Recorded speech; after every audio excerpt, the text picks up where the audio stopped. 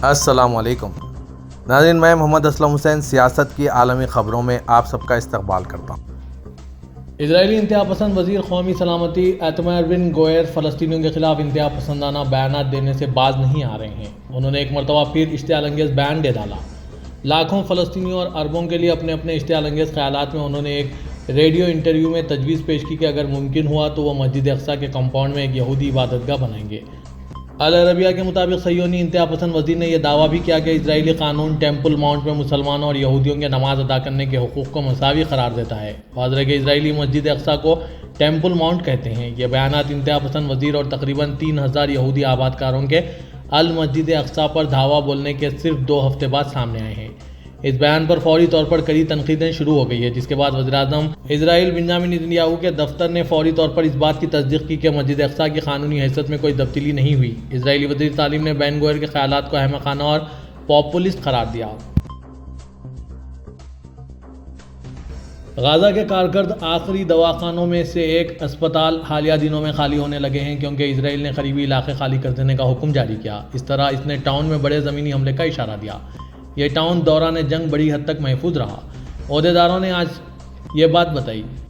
دیرہ بلقا Al-Aqsa شہداء اسپتال وسطی غزہ کا مین اسپتال ہے۔ فوج نے اسے خالی کرنے کا حکم نہیں دیا ہے، لیکن مریض اور دواخانے میں پناہ لینے والوں کو اندیشہ ہے کہ یہ دواخانہ جنگ کی زد میں آ سکتا ہے، اسرائیلی حملے کا نشانہ بن سکتا ہے۔ اسرائیلی فورسز نے 10 ماہ سے جاری جنگ میں کئی دواخانوں پر حملے کیے ہیں۔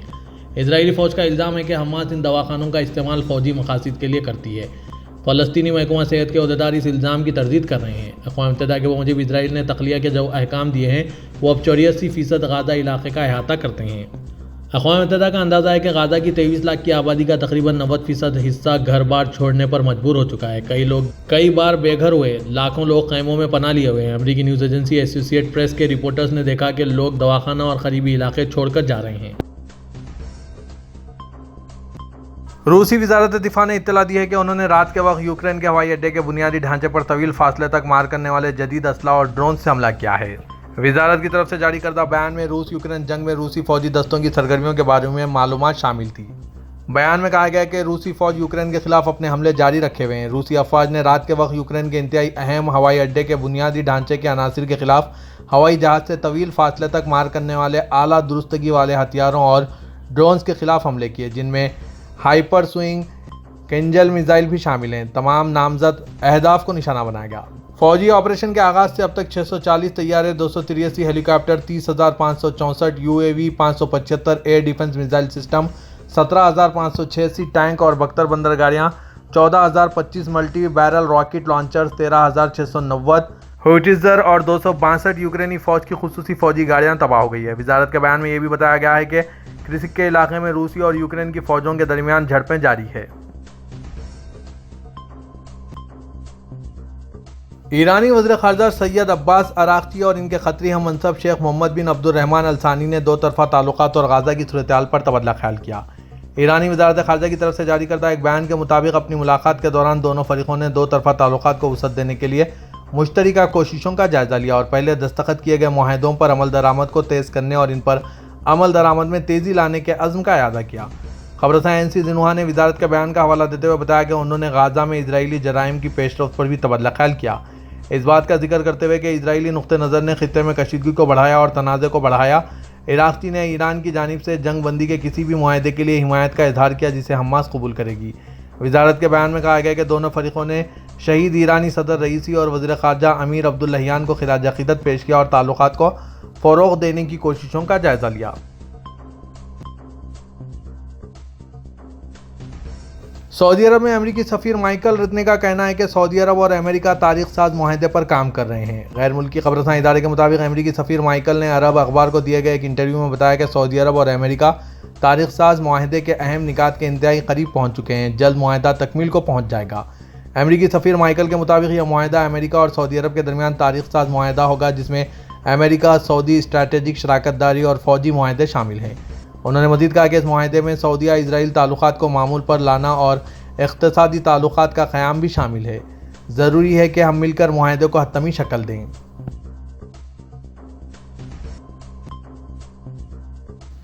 سعودی عرب کی وزارت خارجہ کے مطابق سعودی عرب نے ایک اسرائیلی وزیر کے بیان کی سخت مذمت کی ہے جس میں انہوں نے مسجد اقصی کے احاطے میں یہودی عبادت گاہ بنانے کا مطالبہ کیا۔ عرب نیوز کے مطابق اسرائیل کے سخت گیر قومی سلامتی کے وزیر ایتمر بن گوئر ایک مرتبہ پھر مطالبہ کر رہا ہے کہ یروشلم کی مسجد اقصی میں یہودیوں کو عبادت کی اجازت دی جائے۔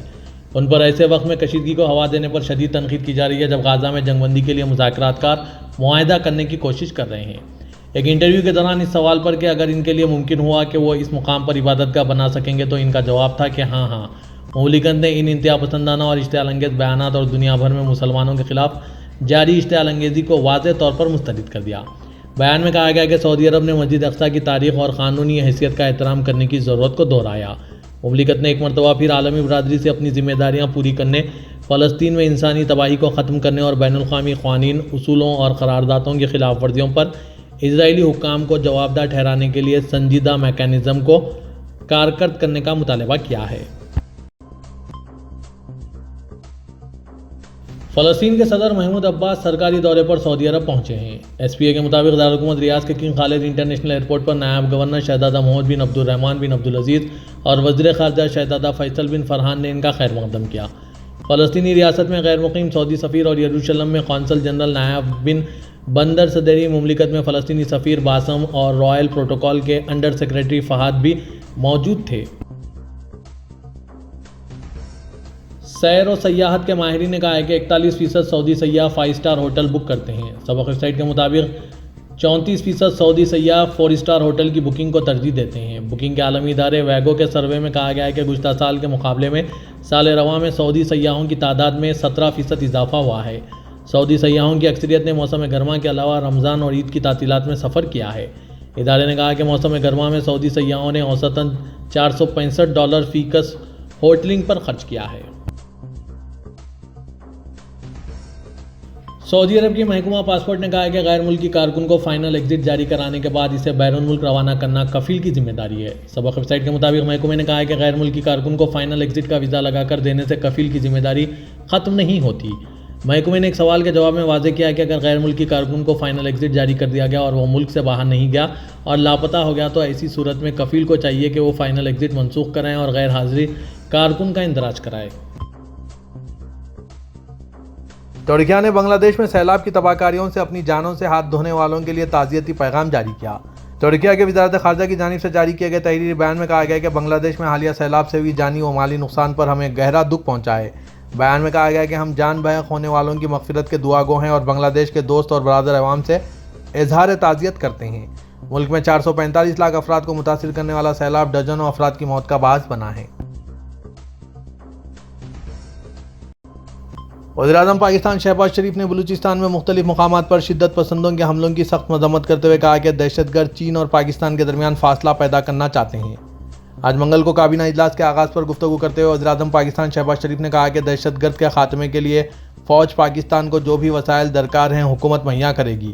انہوں نے کہا کہ دہشت گردوں کا مقصد بلوچستان میں خلفشار پیدا کرنا ہے۔ دشمن کے ساتھ نہ بات چیت ہو سکتی ہے، نہ ہی نرم رویہ اختیار کیا جا سکتا ہے۔ جو آئین پاکستان کو تسلیم کرتے ہیں ان کے لیے بات چیت کے دروازے کھلے ہیں۔ وزیراعظم پاکستان نے بتایا کہ وہ بہت جلد بلوچستان کا دورہ کریں گے اور صورتحال کا جائزہ لیں گے۔ ان کا مزید کہنا تھا کہ کچھ بھی ہو جائے دہشت گردوں کا مکمل خاتمہ کیا جائے گا۔ دہشت گردوں کو شکست دینے کے لیے یکجا ہونا پڑے گا۔ دہشت گردوں کے لیے ملک میں کوئی جگہ نہیں۔ وفاقی وزیر داخلہ محسن نقوی نے آج منگل کو کوئٹہ میں بلوچستان کے وزیر اعلیٰ سرفراز کے ہمراہ ایک پریس کانفرنس میں کہا کہ آنے والے دنوں میں بلوچستان میں دہشت گردی کی منصوبہ بندی کرنے والوں کا خاتمہ ہوگا۔ خیال رہے کہ بلوچستان میں پیر کی درمیانی شب افراد کی جانب سے صوبے کے مختلف مقامات پر بیک وقت کیے گئے حملوں میں 38 افراد ہلاک ہو گئے تھے۔ بلوچستان میں رات دیر گئے حملوں میں افراد نے ریلوے کے ایک پل کو بھی دھماکے سے اڑایا جبکہ درجن سے زائد گاڑیوں کو آگ لگا کر جلا دیا۔ حکام کے مطابق اتوار اور پیر کی درمیانی شب شدت پسندوں نے بیک وقت موسیٰ قیل، فلات، لسیبلیا، کچی اور گودار میں بڑے حملے کیے۔ پاکستان کے سابق وزیر اعظم عمران خان نے بلوچستان اور پنجاب میں امن و امان کی بگڑتی ہوئی صورتحال پر تشویش کا اظہار کرتے ہوئے اس کا ذمہ دار ایک مخصوص ادارے کو قرار دیا۔ ڈان نیوز کی رپورٹ کے مطابق اڈیالہ جیل میں قید کرپشن کیس کی سماعت کے بعد صحافیوں سے بات کرتے ہوئے عمران خان نے کہا کہ ان کی جماعت پاکستان تحریک انصاف صرف اس صورت میں قومی مفاہمت پر غور کرے گی جب ان کی شکایت کو دور کیا جائے۔ عمران خان نے اس بات پر زور دیا کہ قومی مفاہمت احتساب کے بغیر ناممکن ہے، جسے انہوں نے دھوکہ خیز عام انتخابات قرار دیا۔ انہوں نے موجودہ انتظامیہ کے تحت کرکٹ کی حالت پر مایوسی کا اظہار کرتے ہوئے 2 میچوں کی ٹیسٹ پر سیریز کے پہلے میچ میں بنگلہ دیش سے پاکستان کی حالیہ شکست پر بھی تبصرہ کیا۔ عمران خان نے پاکستان کرکٹ بورڈ کے چیئرمین محسن نقوی پر تنقید کرتے ہوئے ان پر نااہلی کا الزام لگایا اور الزام لگایا کہ نقوی دبئی میں اپنی شریک حیات کے نام پر $5 ملین کی جائیداد کے مالک ہیں۔ انہوں نے نقوی کو پنجاب کے نگران وزیر اعلیٰ کے طور پر اپنے دور میں گنڈم اسکینڈل اور انتخابی دھاندلی سے بھی جوڑا۔ ہندوستان کے وزیر اعظم نریندر مودی نے گزشتہ ہفتے یوکرین کے اپنے تاریخی دورے کے بعد آج منگل کو روسی صدر پوٹن سے فون پر بات کی۔ صدر پوٹن کے ساتھ خصوصی اور مراد یافتہ اسٹریٹجک پارٹنرشپ کو مزید مضبوط کرنے کے اقدامات پر تبادلہ خیال کیا۔ روس یوکرین تنازع پر نقطہ نظر کا تبادلہ کیا اور یوکرین کے حالیہ دورے سے ان کی بصیرت کا تبادلہ کیا۔ مسئلے کے جلد مستقل اور پرامن حل کی حمایت کے لیے ہندوستان کے پختہ عزم کا اعادہ کیا۔ وزیر اعظم نریندر مودی نے فون کال کے بعد social media platform X پر اس بات کا پوسٹ کیا۔ وزیر اعظم مودی نے امریکی صدر جو بائیڈن سے بھی گزشتہ روز بات کی، روس یوکرین کی جاری جنگ پر تبادلہ خیال کیا اور تنازع کو حل کرنے کے لیے بات چیت اور سفارتکاری کے حق میں ہندوستان کے مستقل موقف پر زور دیا۔